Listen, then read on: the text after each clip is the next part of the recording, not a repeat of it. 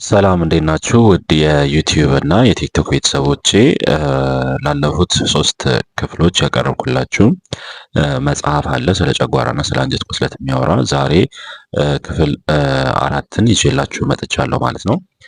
ይህ መጽሐፍ ስፔሻሊ በጣም ብዙ ጥቅሞችን እና ብዙ እውቀቶችን እንደሚሰጣችሁ ተስፋ አደርጋለሁ። ስለዚህ ከዚህ በፊት የነበረውን ክፍሎች ያላያችሁ ሄዳችሁ ብታዩት ዩቲዩብ ላይም ቲክቶክ ላይም አለ። በእርግጠኝነት ብዙ ታተርፉበታላችሁ። ዛሬ ግን ምዕራፍ 5 የሚለውን እና ቀጣዩን ፓርት አብረን እናያለን ማለት ነው። ይህ መጽሐፍ የማነብላችሁ መጽሐፉ ያው ብዙዎቻችሁ የጠየቃችሁኝ ነው። ገበያ ላይ የለም፣ ምክንያቱም 1972 የታተመ መጽሐፍ ነው። ምንድነው ርዕሱ ለምትሉት ግን የመጀመሪያው ምዕራፍ ላይ አስቀምጫለሁ ርዕሱን። ስለዚህ እሱን ገብታችሁ ምናልባት የምታገኙት ከሆነ መሞከር ትችላላችሁ። ነገር ግን ብዙም ሰው እጅ ላይ ያለ መጽሐፍ አይመስለኝም። በጣም የቆየ ነው። እኔም አንድ ታካሚ ነው ይዛልኝ የመጣችሁ ማለት ነው። ዛሬ ምዕራፍ 5ን እናያለን። ልዩ ልዩ ሐኪሞች ለጨጓራ ህመም መነሾና ፈውስ ያላቸው አስተያየት ይላል። የቆየው የሕክምና አስተሳሰብ ያላቸው ዶክተሮች የጨጓራ ቁስል ምክንያቶች ጭንቀትና የዘመናዊ ኑሮ ውጥረት ናቸው በማለት አጋነው ይናገራሉ። አንድ የሚዘነጉት ቁም ነገር አለ። ለምሳሌ በአሜሪካ ውስጥ በስራና በሀሳብ ብዛት ተጨንቀው ከሚኖሩት የኒውዮርክ ከተማ ታላላቅ ነጋዴዎች ይልቅ በጥጥ እርሻ ጣቢያዎች ተዝናንተው የሚኖሩት ነጮችና ጥቁሮች የበለጠ የጨጓራ ቁስል ይይዛቸዋል። ይህም የሆነው ከምግብ ጉድለት የተነሳ ነው። ሌላው የሚዘነጉት ማስረጃ ደግሞ ትንሽ ቀደም ብሎ በኢትዮጵያ ውስጥ በተደረገው ጥናት ቁጥራቸው እጅግ የበዛ ሰዎች የጨጓራ ቁስል እንዳላቸው መረጋገጡ ነው። የጨጓራ ቁስል መነሾ ዘመናዊ ስልጣኔ ያስከተለው ውጥረትና ጭንቀት ቢሆን ኖሮ ይህ አይሆንም ነበር። በሰሜን ህንድ ሁንዛ የተባሉ ጎሳዎች የሚኖሩበት አካባቢ የሕክምና ሹም ሆነው ያገለገሉት ሰር ሮበርት ማክካሪሰን ለ9 ዓመታት በዚያ አካባቢ ከሚኖሩት ውስጥ የጨጓራ ቁስል፣ የኩላሊት በሽታና የልብ ህመም የያዘው ሰው እንዳላጋጠማቸው ተናግረዋል። ሁንዛዎች የሚመገቡት አትክልት፣ አይብ፣ ፍራፍሬዎች፣ ወተትና ጥራጥሬዎች ሲሆን አልፎ አልፎ ለቅንጦት ያህል ስጋ ይበላሉ። ሴቶችና ህጻናትን በጨጓራ ቁስል መጠቃት ጀምረዋል። ከዚህ ቀጥሎ ጥር 29 1961 በአንድ ጋዜጣ ላይ ወጥቶ ከነበረ ዘገባ አንዳንድ ሀሳቦች እንጠቅስላችኋለን። እስከ ቅርብ ጊዜ ድረስ ወንዶችን ብቻ እንደሚያጠቃ ይታሰብ የነበረው የጨጓራ ቁስል በአሁኑ ጊዜ ቁጥራቸው ከፍ ያለ ሴቶችና ህጻናትን እያጠቃ ነው። በአሜሪካ በተካሄደው ጥናት በዚሁ አገር ውስጥ በጨጓራ ህመም የሚሰቃዩ ሴቶች ቁጥር በ20 ዓመታት ውስጥ 350 በመቶ ከፍ ማለቱን ያሳያል። በእንግሊዝ ሀገር ውስጥ አንድ ዶክተር አንድ ቤተሰብ ውስጥ ከ13ቱ 9ኙ የዱኦዴናል አልሰር ቁስል ያላቸው ሆነው አግኝቷቸዋል። ዶክተሮች አንድ የጨጓራ ህመም ያለበት ሰውን ምን መብላት እንዳለበትና እንደሌለበት የነበራቸውን አስተሳሰብ እንደገና በማጥላት ላይ ናቸው። ሴቶች እቤት መዋልን ትተው በስራ ዓለም መሰማራታቸው ለጨጓራ በሽታ መስፋፋት ምክንያት እንደሆነ የሚያምኑ የሕክምና ባለስልጣኖች አሉ።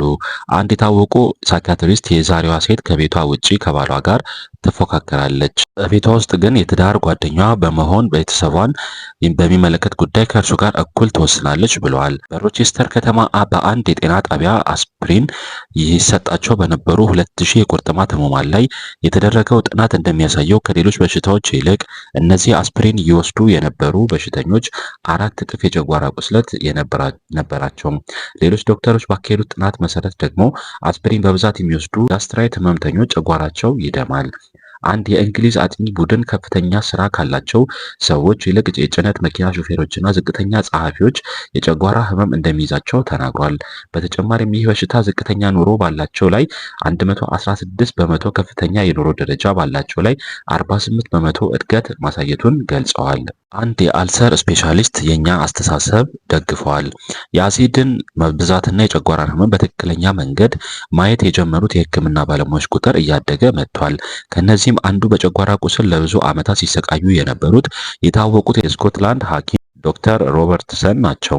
እርሳቸው በጉዳዩ ተደማጭነት ያላቸው ባለስልጣን ሲሆኑ በብዙ መቶ የሚቆጠሩ ጽኑ ህመም የነበራቸውን ሰዎች ራሳቸውን ጭምር አድነዋል።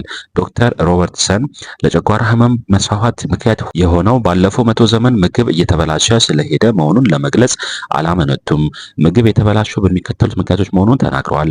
ሳይንቲፊክ የእርሻ ዘዴ፣ በአርቲፊሻል ማዳበሪያ መጠቀምና ጸረ ነፍሳት መድኃኒት መርጨት በምድር ላይ የሚበቅለውን የተፈጥሮ ይዘት ለውጠውታል። በቆርቆሮ የታሸገ ምግብና እህል ተፈትጎ መዘጋጀቱ፣ በዚህ መንገድ ለሰውነት አስፈላጊ የሆኑ ቪታሚኖችና ማዕድኖች ይጣላሉ።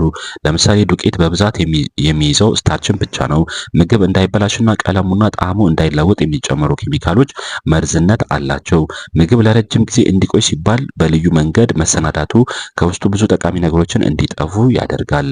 በሙከራ የተደረገ ጥናት ያሳየው ውጤት። በምግብ ጥናት ሳይንስ ታላላቅ ከሚባሉት አንዱ ሮበርት ማክሳሪሰን በህንዳውያን መካከል የአካል ቅርጽና የጤና ልዩነት የሚታየው ህንዳውያን የሚበሉት ምግብ ስለሚለያይ ነው ብለዋል።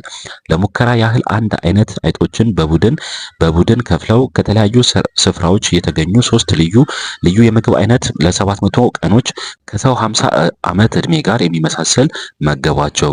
በዚህ ጊዜ ይታመሙ የነበሩት ፕሮቲን፣ ቪታሚኖችና ማዕድኖች የሌለውን ስታርች በብዛት የያዘውን ምግብ ይበሉ የነበሩት ናቸው። ጥሩ ምግብ ካላገኙት አይጦች ውስጥ 29 በመቶ የሚያክሉት በዶድናልና በጋስትሪክ ህመም ሲጠቁ፣ የተመጣጠነ ምግብ ያገኙት ምንም የጨጓራ በሽታ አልያዛቸውም። ዶክተር ማክሳሪሰን ሌላ ሙከራ አድርጓል። አንዱ የአይጦች ቡድን በጣም ጥሩ ምግብ ሲያገኝ፣ ሌላው ቡድን ድሆች እንግሊዞች የሚመገቡት ምግብ ተሰጥቶታል። ጥሩ ምግብ ያላገኙት አይጦች እርስ በርሳቸው መባላት ስለጀመሩ መለያየት አስፈልጓቸዋል። ከ190 ቀኖች የሰውን 16 ዕድሜ የሚያክል በኋላ አይጦች ሁሉ ሞቱ። በዚህ ጊዜ በተደረገው ምርመራ ጥሩ ምግብ ያልተመገቡት አይጦች የጨጓራ ቁስል፣ ጋስትራይተስ፣ የአንጀት በሽታና ወዝታ ሲገኝባቸው የቀሩት ምንም በሽታ አልተገኘባቸውም። የድሮ የሕክምና ዘዴ አሁንም ይሰራበታል። ዶክተር ሮበርትሰን ሀሳባቸውን በመቀጠል እንዲህ ብለዋል። የቆየውን አስተሳሰብ የሚከተሉ ሐኪሞች በ1915 የተጀመረውን የሕክምና ዘዴ አሁንም ይጠቀሙበታል። እርሱም ወተትና አልካሊን መውሰድ ነው። ይህም የተመሰረተው የጨጓራ ቁስል የሚፈጠረው ሃይድሮክሎሪክ አሲድ ጨጓራን ስለሚንጥ ነው በሚለው እምነት ላይ ነው። ይህ አሲድ ጨጓራን መላጡ እውነት ይመስላል። ስለዚህ የወተቱ ወይም የአልከሊኑ ዓላማ የአሲዱን ኃይል ማጥፋት ነው። የጨጓራ ቁስል ያለባቸው ሰዎች ጨጓራ በጣም ሲሰራ ጉዳትና ስቃይ ያመጣል ተብሎ ስለሚታመን የጨጓራ ጡንቻዎች እንቅስቃሴ የሚቀንሱ መድኃኒቶችም ይሰጣሉ። በሽተኛ ወተት እንዲጠጣ፣ በሁለተኛ ደረጃ እንቁላል እንዲበላ ምክር ይሰጠዋል። በተጨማሪም ቶሎ ቶሎ እንዲበላ ይነገረዋል። አንዳንድ ዶክተሮች ምግብ ወይም አልካሊን መድኃኒት ወይም በየሁለቱ ሰዓት እንዲወስድ ይመክራሉ። ከማንኛውም አይነት ህመም ለመዳን የፈለገ ሰው መጀመሪያ ማድረግ የሚገባው የህመም መነሾ ማጥፋት ነው። ነገሩን የበለጠ ግልጽ ለማድረግ የታወቀ የዓለም የህክምና ሳይንቲስቶች የሰጧቸውን ምክር ማንኛውም ሰው ሊረዳው በሚችለው መንገድ ከዚህ በታች እንዘረዝራለን። አንደኛ፣ ብዙ አትብሉ። ዘወትር ከምትበሉት በጣም ቀንሱ። የብዙ ሰዎች የችግር ምንጭ ይህ ነው። በተጨማሪም በአንድ ጊዜ ብዙ አይነት ምግብ አትብሉ። ይሄ በጣም ወሳኝ ነው። ብዙ ከሚመከረው ምክር ትንሽ ብዙ ብሉ ነው። ትንሽ ብዙ እጅግ አደገኛ ምክር ነው። በጣም ብዙ ጊዜ ከማየው ነው። ምክንያቱም ለምሳሌ አንድ የተሰበረ ሰው እግሩ የተሰበረ ሰው ሁሌ ነው ምሳሌ የምሰጠው። አንድ የተሰበረ ሰው እስኪ በደንብ ተራመድበት፣ እስኪ በደንብ ብዙ ቦታ ሄድበት ይባላል። ምክንያቱም ልክ እንደዛው አጥንታችን ሲጎዳ እረፍት ማድረግ እንደሚያስፈልግ፣ ቦታ ካስት መደረግ ካለበት ካስት ተደርጎ ሰውየው ለረጅም ጊዜ እንዲቀመጥ እንዳይንቀሳቀስ እንደሚደረግ ሁሉ ጉዳት የደረሰበት ጨጓራ ምንድን ነው የሚያስፈልገው? እረፍት ነው የሚያስፈልገው። ስለዚህ የምትበሉትን ምግብ በቀን በጣም ከበዛ በቀን 3 ካልሆነ ግን በቀን 2 በጣም መቀነስ ያስፈልጋል ማለት ነው። ነገር ግን ይህን በራሳችሁ በፍጹም ማድረግ የለባችሁም። ያው ፎሎ አፕ የሚያስፈልገው ለዚህ ነው። በደንብ ጋይድ እየተደረጋችሁ ምግባችሁን ማስተካከል ይኖርባችኋል ማለት ነው። ምክንያቱም ለረጅም ሰዓት ተርፏችሁ የምትቆዩ ከሆነ ችግር እንዳይፈጥር ማለት ነው። ስለዚህ ጨጓራም ከታመመ የሚያስፈልገው የመጀመሪያው ነገር እረፍት ነው። ሁለተኛ ደግሞ የምትበሉትን ምግብ መቀነስ ነው። ለምሳሌ ከ2 ምግብ በላይ አለመብላት ነው። ምክንያቱም ያስነሳባችሁን ምግብ ለመለየት 3 ምግብ እንደዚህ የቀላቀላችሁ የምትበሉ ከሆነ የትኛው ምግብ እያስነሳባችሁ እንደሆነ ለማወቅ ስለምትቸገሩ ማለት ነው። እሺ ወደ መጽሐፉ እንሄዳለን። ሁለተኛ፣ የተራበው የነርቫችሁ አውታር እንዲበረታ ቪታሚን ቢ1፣ ቢ ኮምፕሌክስ እና ካልሲየም ውሰዱ። ፕሮቲንና የጨጓራ ቁስሎች በእንስሳት ላይ በተደረገው ሙከራ መሰረት በቂ ፕሮቲን እንዳያገኙ የተደረጉ እንስሳት በሙሉ የጨጓራ ወይም የዶድንም ቁስል ወጥተውባቸዋል። በተመሳሳይም ይህ አይነት ቁስል ያለባቸው ሰዎች በቂ ፕሮቲን የማይበሉ ሆነው ተገኝተዋል። የእነዚህ ሰዎች ቁስል ቢድንም በየዕለቱ በቂ ፕሮቲን የማይመገቡ ከሆነ ቁስሉ ቶሎ ብሎ ያገረሽባቸዋል። ይሁን እንጂ ጨጓራ ቁስል ወጥቶባችሁ ከሆነ በየዕለቱ የምትመገቡትን ፕሮቲን በመጨመር ብቻ ቁስሉ በፍጥነት ሊድን አይችልም። ለምን ቢባል ፕሮቲን ኃይለኛው ሃይድሮክሎሪክ አሲድ እንዲፈስ ስለሚቀሰቅስ ነው። ፕሮቲንን ለማድቀቅ ሃይድሮክሎሪክ አሲድ ያስፈልጋል። ይህ አሲድ ጨጓራን ስለሚያቃጥልና ስለሚልጥ የስቃይ ስሜት ያስከትላል። ስለዚህ መጀመሪያ ማድረግ ያለባችሁ ሰውነታችሁ ራሱ ለቁስሉ መሸፈኛ እንዲያበጅ መፍቀድ ነው። ይህን በማድረግ የመዳኑን ሂደት ለማፋጠን ትችላላችሁ። ታዲያ ይህ ሊሆን የሚችለው እንዴት ነው? ለጥቂት ሳምንታት ያህል የምትመገቡትን የፕሮቲን መጠን ቀንሱ። በዚህ መንገድ ቁስሉ ከሃይድሮሊክ አሲድ ጥቃት ሊያርፍ ይችላል። ስጋ በቀላሉ ሊደቅ ስለማይችል ለ2 ሳምንታት ያህል ስጋ መብላት አቋርጣችሁ በምትኩ አይብ ብትበሉ ጥሩ ነው። በተጨማሪም ዊት ጀርም ልትወስዱ ትችላላችሁ። አይብ በፕሮቲን ይዞታው ኃይል በመስጠቱና በሌሎች ነገሮች ከስጋ ይበልጣል። በተጨማሪም አይብ ምግብን ለማድቀቅ የሚረዳ ላክቲክ አሲድ አለው። ለነርቮች ጥንካሬ አስፈላጊ የሆነውንም የካልሲየምን በብዛት ይይዛል። በፋብሪካ የተዘጋጀ አይብ የተጣራ ስለሆነ በምግብ የሚዘጋጀውን አይብ ተመገቡ። ሶስተኛ፣ የምትበሉት ምግብ በ80 በመቶ አልካሊን የሚፈጥር 20 በመቶ ደግሞ አሲድ የሚፈጥር ይሁን። አልካሊን የሚፈጥሩት ምግቦች ፍራፍሬዎች፣ ሰላጣ፣ የተቀቀሉ አትክልቶችና ወተት ሲሆኑ አሲድ የሚፈጥሩት ስጋ፣ አሳ፣ እንቁላል፣ አይብ፣ ዳቦና ስኳር ናቸው። በጨጓራችሁ ውስጥ ያለው ትርፍ አሲድ ኃይሉን እንዲያጠፋ የሚያደርግ የደማችሁን የአልካሊን የአሲድ ሚዛን እንዲጠብቅ የሚረዱት የአልካሊን መድኃኒቶች ሳይሆኑ የአልካሊን የሚፈጥሩ ምግቦች ናቸው። ይህን በቀላሉ መረዳትና ማስታወስ ይቻላል። የማይስማሙ ምግቦችን በአንድ ጊዜ አትብሉ። ይህ ማለት በአንድ ጊዜ ፕሮቲንና ስታርች ወይም ስኳር ያለበት ምግብ አትብሉ። ስታርች የሚበዛቸውን ምግቦች ነጭ ዳቦ፣ ድንች፣ አሲድ ካላቸው ፍራፍሬዎች ጋር አትብሉ። ስጋ በልታችሁ ወተት አትጠጡ። የተቀቀሉና ያልተቀቀሉ አትክልቶች በአንድ ጊዜ አትብሉ። ፕሮቲን የሚደቀው በአሲድ ነው። ፕሮቲንን ለማድቀቅ የሚፈሰው የጋስትሪክ ፈሳሽ የሚፈልቀው ከጨጓራ ነው። የቀሩት ምግቦች በሙሉ ለመድቀቅ አልካሊን ፈሳሽ ያስፈልጋቸዋል። ይህም የሚፈልቀው ከአፍ ሲሆን በምራቅ ውስጥ ሆኖ ከምግብ ጋር ተደባልቆ ወደ ውስጥ ይገባል። እንግዲህ ጨጓራ በአንድ ጊዜ የአሲድና የአልካሊን ፈሳሽ ለመቀበል ስለማይችል አንድ ታማሚ የማይስማሙ ምግቦችን አቀላቅሎ መብላቱ ተገቢ አይደለም። ጤናማ ጨጓራ እንኳን ይህንን ማድረግ ይቸግረዋል። አምስተኛ፣ የቪታሚንና የማዕድን ጉድለት መስተካከል አለበት። ከዚህ በታች የተዘረዘሩት ቪታሚኖች የጨጓራ የዶድንም ቁስሎች እንዲድኑ በጣም የሚረዱ ስለሆነ በቀን 3 ጊዜ ከምግብ በፊት መውሰድ አለባቸው። ሁሉንም በአንድ ጊዜ መውሰድ ይቻላል። ለዛሬ እንግዲህ ይህንን አይተናል። ለዚህ ፔጅ አዲስ የሆናችሁ ሰብስክራይብ እንዲሁም ደግሞ ሼር አድርጉ።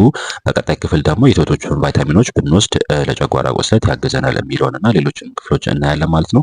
ኦልሞስት የቀረን ትንሽ ፔጅ ነው፣ ትንሽ መጽሐፍ ስለሆነች ኔክስት ላይ ጨርስ ይመስለኛል። ካልሆነ በቀጣይ አንድ ክፍል ብቻ ጨምረን መጽሐፉን እንጨርሳለን ማለት ነው። በጣም ሲረዝም ቲክቶክ ላይ ለመጫን አስቸጋሪ ስለሆነ ለዛ ነው አጠር ለማድረግ የፈለኩት። በጨጓራ ቁስለት፣ በአንጀት ቁስለት፣ በትልቁ አንጀት፣ በትንሹ አንጀት፣ አይቢኤስ በምንላቸው አልሰሬቲቭ ኮላይተስ፣ ክሮንስ ዲዚዝ እንዲሁም በሌሎችም የተሰቃያችሁ ያላችሁ በፔፕቲክ አልሰር ዲዚዝ፣ ገርድ፣ በሌሎችም የተሰቃያችሁ ያላችሁ ስኳር፣ ግፊት እንዲሁም ሌሎችም ኬዞች ያላችሁ ሙሉ ለሙሉ ምግባችሁን በማስተካከል እና አንዳንድ ሰፕሊመንቶችን በመጠቀም ሙሉ ለሙሉ በተፈጥሯዊ መንገድ ማከም ትችላላችሁ። ብዙ ሰዎች እየተጠቀሙበት ነው ያለው። ብዙ ቴስቲሞኒም ቲክቶክ ላይ አለ። ከአዲስ አበባ ያላችሁ በአካል መታችሁ ከኔ ጋር ተነጋግረን ህክምናችሁ መጀመር ትችላላችሁ። ከሀገር ውጭ ያላችሁ እንዲሁም ደግሞ ክፍለ ሀገር ያላችሁ ደግሞ በዚህ ስልክ ቁጥር ዋትሳፕ ላይ ብትጽፉልኝ የመመለስ ነው የሚሆነው። ተነጋግረን ህክምናችሁን ባላችሁበት ሆናችሁ መጀመር የምትችሉ መሆኑን እነግራችኋለሁ። ከዚህ በፊት የነበሩ ቪዲዮዎችን ስለዚህ መጽሐፍም 3 ክፍሎች አሉ። እነሱን ያላያችሁ ገብታችሁ እዩ። እንዲሁም ሌሎች ቪዲዮዎች በጨጓራ ቁስለት፣ በአንጀት ቁስለት፣ በስኳር፣ በደም ግፊት እንዲሁም ሌሎችም ላይ የተሰሩ ቪዲዮዎች አሉ። እነሱንም እየገባችሁ ተመልከቱ። አመሰግናለሁ።